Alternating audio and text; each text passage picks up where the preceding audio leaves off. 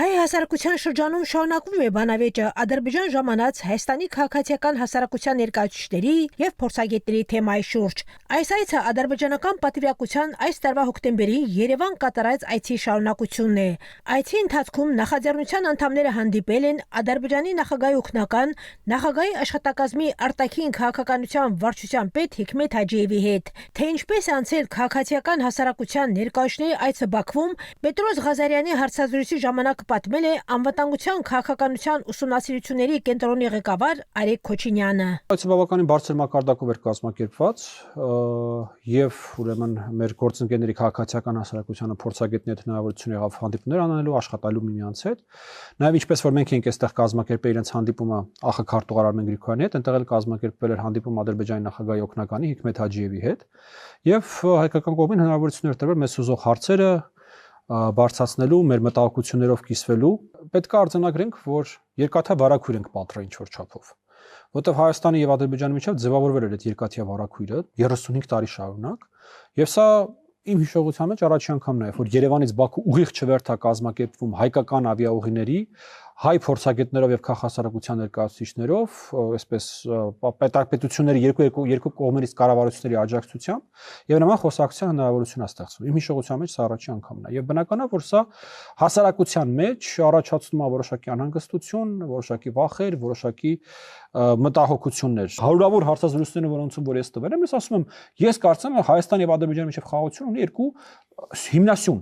Մեկը դա այնա, որ Հայաստանը բավականաչափ դիմադրունակ է, մյուսն է, որ մենք բավականաչափ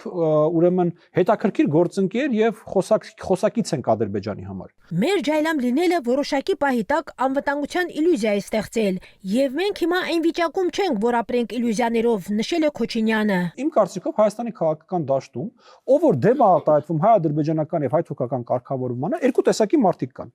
Մի խումբը դրանք օտար երկրյա գործակալ սրիկաներն են, մյուս խումբը քաղաքական ապուշներն են։ Այցելել ենք հայկական եկեղեցին Բաքվի, այնտեղ աշխատակիցների հետ որոշակի խոսակցություն ունեցանք, դե հիմա այնտեղ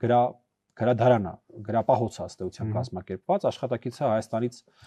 ուրեմն ժամանակին հեռացած ադրբեջանցիներով հիանալի հայերեն էր խոսում, գրականության ֆոնդը ներկայացրեց, այնտեղ բավականին կարևոր միջոց հայկական գրականություն կա պահված, բավականին եզակի նմուշներ կան պահված այդ գրապահոցում։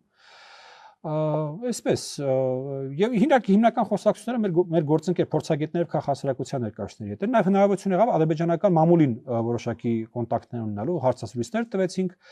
ադրբեջանական մեդիային, ինչպես նշվեց, Պաշտոնյայի հետ հանդիպում տեղի ունեցավ։ Որտեղ խաղաղությունը չի լինում վերևից ներքև։ Խաղաղություն կառուցելու համար պետք է շատ ավելի մեծ ներգրավվածություն։ Իդեպ այստեղ ուզում եմ նաեւ ասել, որ մենք չենք պլանավորում, որ այս ֆորմատը պետք է մնա 5 գումարած 5 ձևաչափի մեջ, ինքը պետք է ընդլայնվի։ Սա չպետք է դառնա մեր մոնոպոլիան։ Մենք ընդլայնելու ենք եւ մեդիան եւ քաղաքասարակության եւ փորձագետների համայնքի մեր գործընկերներին եւ ինչ որ պահից սկսած սա պետք է դառնա մի հատ հնարավորություն, որ Հայաստանում եւ Ադրբեջանում հասարակության ներկայացուցիչները հնարավորություն ունենան փոխհարաբերվելու, որ այս երկաթյա վարակույրը, որի մասին ես հաղորդման սկզբում ասեցի, սկսի ճեղքեր տալ, սկսի քանդվել։ Բառացի ասել, ի՞նչ է ասել այդ մեսեջի առումով։ Այո, բառացի։ Եվ ինչ մեսեջներ է ասել։ Բառացի պարոն Հաջիևը մեզ խնդրեց փոխանցել Հայաստանի հասարակությանը, որ Ադրբեջանի համար պատերազմն ավարտված է,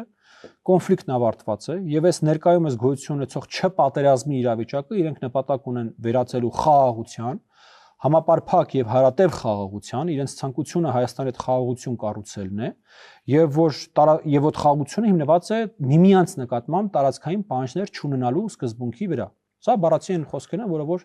Ադրբեջանի նախագահ օգնականը մեզ խնդրել էր փոխանցել Հայաստանի հասարակությանը, որը մենք արեցինք։ Ադրբեջանի եւ Հայաստանի քաղաքացիական հասարակության ներկայացուցիչների եւ փորձագետների հանդիպան փաստը ինքնին ցույց է տալիս, որ չնայած դժվարություններին երկու երկրների միջև երկխոսությունը շարունակվում է օգոստոսի 8-ին Վաշինգտոնում համատեղ հռչակագրի ընդունումից հետո ձևավորված խաղաղության օրակարգին համապատասխան։ Հայկական պատվիրակության այցը դրական ազդանշան է, որը հաստատում է Ադրբեջանի եւ Հայաստանի պատրաստակամությունը շարժվելու դեպի կայուն խաղաղություն։ Հայ հասարակությունը պետք է հասկանա, որ պետությունը պահպանելու միակ ուղին խաղաղությունն է։ Անդիմության ռևանշիստական հռետորաբանությունը եւ զավթողական հայտարարությունները չեն հանգեցնում կայունության, այլ միայն երկիրը մոտեցնում են նոր պատերազմի, որը Հայաստանը կարող է հասցնել ինքնաոչնչացման։ Եվ եթե այսօր չընտրվեն առողջ բանականություն եւ համագործակցություն, վաղը կարող է շատ ուշ լինել։